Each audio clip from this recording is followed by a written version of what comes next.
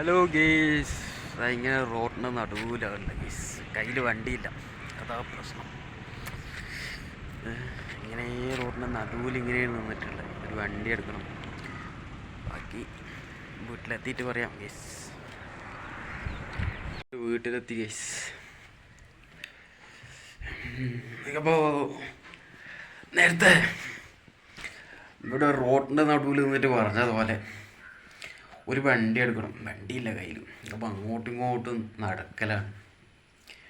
അപ്പോൾ വണ്ടി കയ്യിലുണ്ടെങ്കിൽ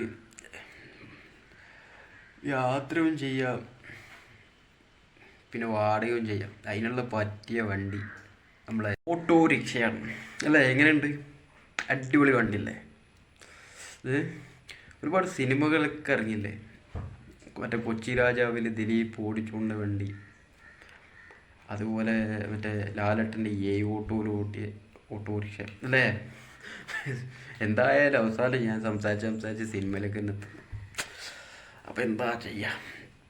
അപ്പോൾ അതിനെ കുറിച്ചിട്ട് ഫിനാൻഷ്യലി എങ്ങനെ എന്നുള്ളത് നോക്കണം. എത്ര എമൗണ്ട് എന്നുള്ളത് നോക്കണം. ലോണോ ക്യാഷ് പൈസ എത്ര, എല്ലാം അറിയാനുണ്ട്. പോയിട്ടൊന്ന് ചോദിക്കണം.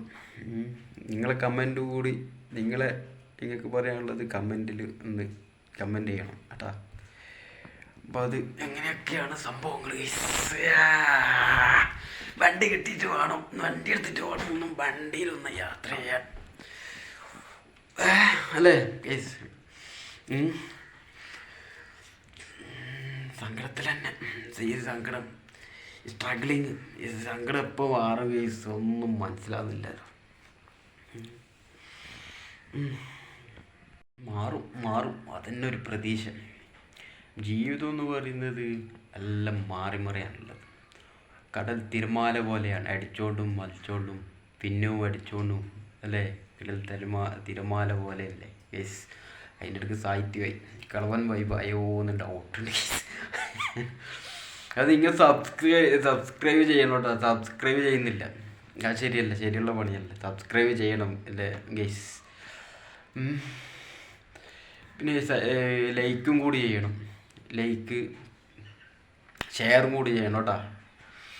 അപ്പോൾ പിന്നത്തെ വീഡിയോസിലോ വ്ളോഗായിട്ട് അടുത്ത വ്ളോഗിൽ പറയാം ബാക്കി കാര്യം. Okay bye.